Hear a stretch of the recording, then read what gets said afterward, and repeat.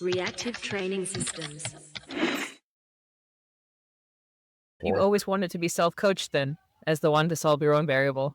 I did, obviously initially, but I wouldn't be able to properly, like, starting out, because I was just, because I had coaches for the first 3 years doing it, and then last 3 years, 4 has been just me. I think my last coach I had was Ben Pate.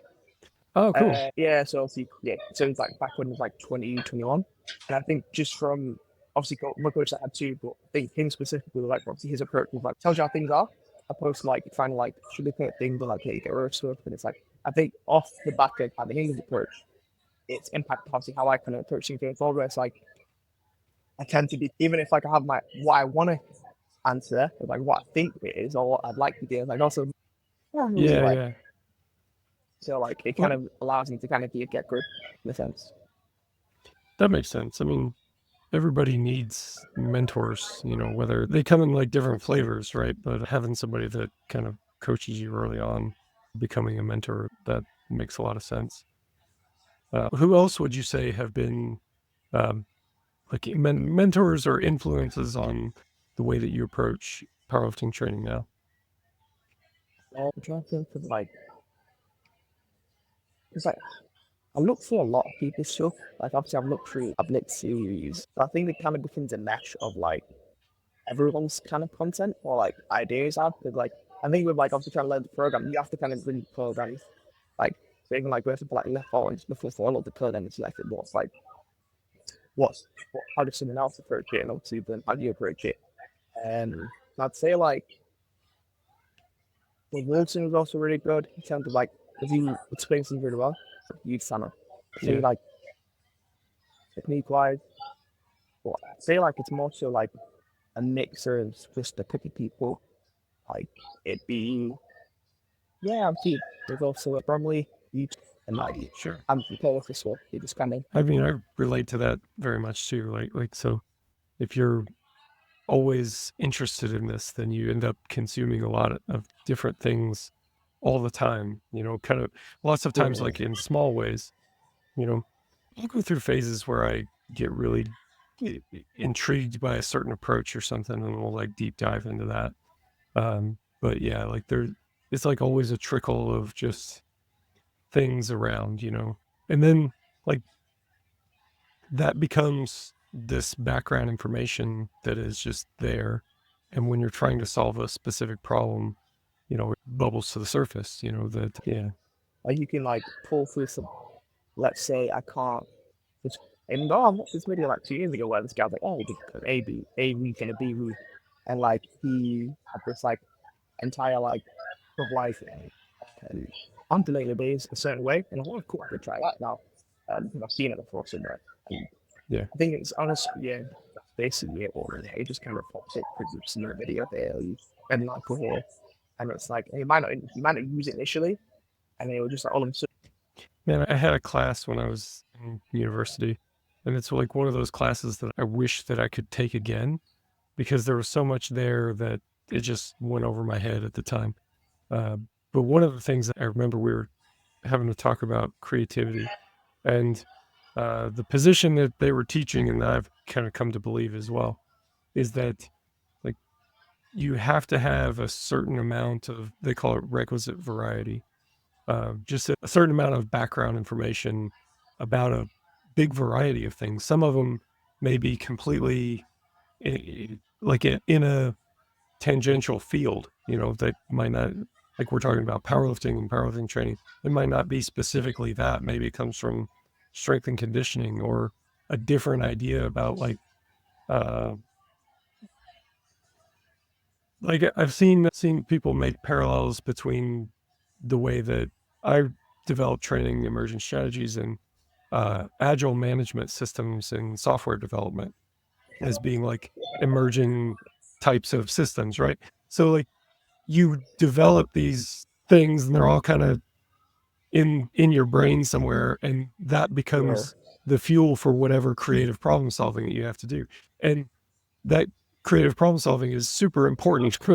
So, I mean, I don't know how you would seek to control that process other than just like be a curious person and gather information about things that you find interesting. I've actually seen a post on like that exact example, like someone using like the agile framework and relating to parking, like it was in probably somewhere. Like I literally, that's how I laugh. I've seen like literally, I've seen a post on this like day ago. We've talked. I was like, oh, yeah, this is like, especially to like, I will do consulting work. Sometimes I see the big thing is like, oh, you have to bring me out like say scale agile. I was like, it's hilarious to see what's really like, So a bit more on that as well. So my brother is a software engineer, and he's worked at all these, software companies for like 20 years or something, and it's all agile. It's been agile for a long time now. So he's kind of got a different view on it, and he's pretty intimately familiar with some of the shortcomings of the process and is pretty willing to rant on those sometimes, which I can kind of look at that and be like, oh yeah, those are some weaknesses in my planning system too, right? Because it shares like some of these common features. So it's interesting to like get some criticism on like my training program from somebody who's not a lifter at all. yeah, because like I think so. Obviously, one of the obviously pitfalls that yeah, some developers will do is like with kind of get something like in like blocks. So basically, they have to like have like a UV or they have to get the teeth out, and obviously like sometimes they have to do a lot of stuff in a very short time frame, and like obviously people who are kind of managing that don't quite understand to exactly what's going on. So like they just know, okay, cool, we need to get this in this certain amount of like weeks. How's it going? Get us this, and then kind of move on. Similar to like using our blocks. Like I guess you could say like maybe people expect too much progress in a block, and that's kind of the same thing. And they'll kind of push things too much for like, um, and then something breaks. But it's kind of you did what you said, and it's like now look at this mess. Yeah, I think I can understand like where they're kind of coming from. Because usually it's kind of someone. It's usually the product manager or project manager will be someone who's actually has a technical background. So they're like, oh, we can deliver this, deliver that. And it's like, in what time frame? Oh, we can just get more people. Ooh, you mean it's going to work any faster? It's the praise. 9 women cannot make a baby in 1 month. Yeah. It's like that's I work in project management. I know the exact mindset you are talking about. yeah. Like went through something like spring was well. Like one of the care about that. Like it's kind of talk to like what's the approach is like it works, but it's also like you got to apply it in a certain like way. And obviously the team has to kind of get bored because I know like a lot of like the super like technical guys would hate it. Like they just hate stand up calls. They just hate the plan to like. And to loop that into trainings, I know that you coach as well. If you have a team, if you have someone and they don't like what's going on, they're going to be a bad employee. They're going to be a bad athlete. If you give them something that they despise participating in, even if it gets the end result, it's going to be painful for everyone involved Yeah, because by like the back and forth. yeah, like 'cause I don't coach a lot of people, but typically like, we keep it like I kind of coach guys. I usually have like we talk quite a bit, so I kind of get an idea of like what they're kind of like. But sometimes obviously you might have something in there like they don't quite agree. Usually it's like attempts and like approaches, and it's like sometimes it's like oh like I can pull this and like you can, but in training like your grip gives out as number, like it's not adjusted yet. So like even if you can pull 400, it's like work on this stuff you don't want to do, and then like eventually it'll be fine. But it's like, why then you're holding back on from what I would go get the full list, but it's just not yet. And it's like, what? But just I think looking at it, it's because obviously like I've done the same thing usually, so like I know where someone heads at. There's like I've done all this silly stuff with wasn't like I was a terrible client as well. Like when I like honestly, I did so much silly stuff when I started out. Like just looking back, I was like, oh, horrible. Like I was like, so I kind of anticipate when someone is like that. I'm like, Were you the athlete that maxed out their attempts 2 weeks up from a meet? oh, 100%. Like, let me just test. Let me just test my strength. Let me see. Yeah, literally my first year, like my first year national, I think I wanted to pull the national record of 375 at the time. And then I was like, I think I failed 270 in training, like more than 5 times. I just kept because it was like I was like, this should go on. What's going on? Because like it was going to like just fatigue me a little bit. I didn't quite understand what was going on. But to be like, I've left this like why can't I not just like chill?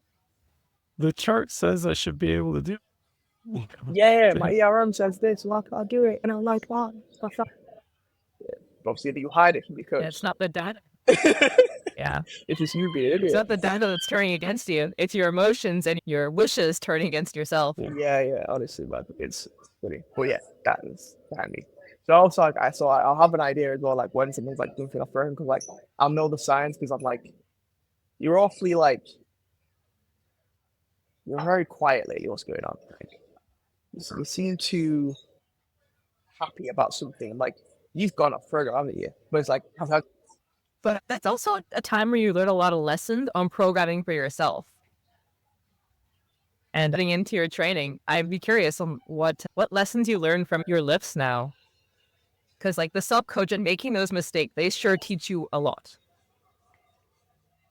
and so like with like the self-coaching arc, should I say, like so far, I'd like to split into two parts.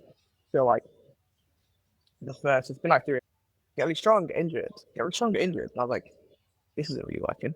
And it was like, it was kind of a thing of being super fixated on like each block and then specific thing there. But like, I mean, like making sure I just do the most I could, or trying to just like ramp things up too quickly in terms of like not being mindful, like wrestling or tonnage, like amount of sort of reps you're doing and less amount of sets you're doing. It's average intensity, like not you like super mindful of these things. Obviously, I'll track them, but like they'll be mostly like they're just nice things to know. But like not actually like using them in my decision making.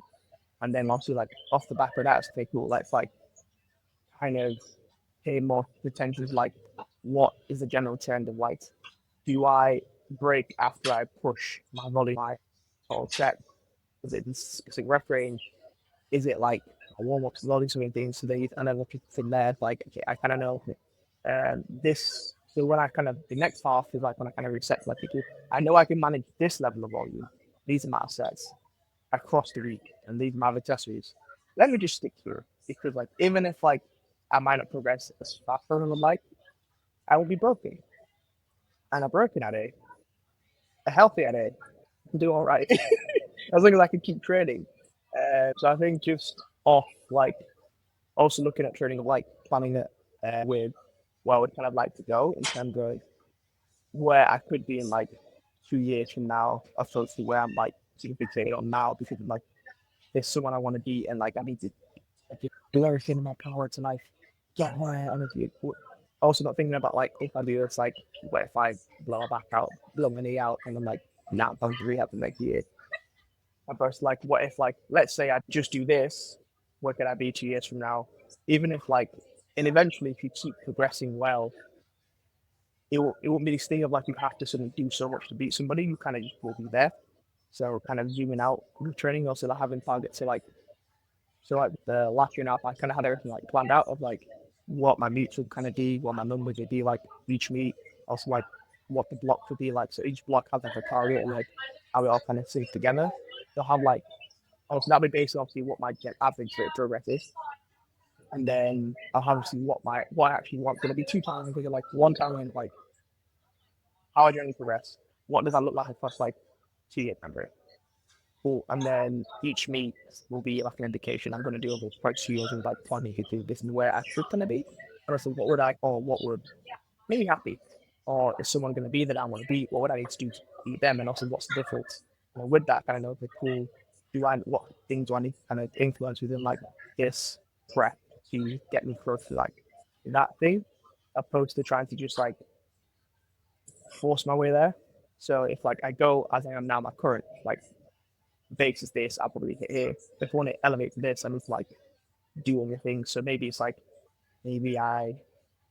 something simple like what's my average sleep like?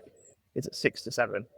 Maybe that's my kind of like what can meal plan is like stuff like that, where like I can tweak these things to kind of help me improve, so obviously improve your rate of progress, because that's how I think of what's as I'm walking. It could just be like, am I doing too much here, or like it's the general fatigue I'm having from what I'm doing affecting like overall like fitness or stress. Then being like, oh, I just need to get this because so and so. Hey, let me tell you something that I know about you. Your lifting is important to you. It's probably one of your biggest priorities. And for people like us, nothing compares to the feeling that you get when you set a new PR. That feeling of being the best that you've ever been, of doing something that you've never done before. This is what we're all after, and it's also what RTS specializes in.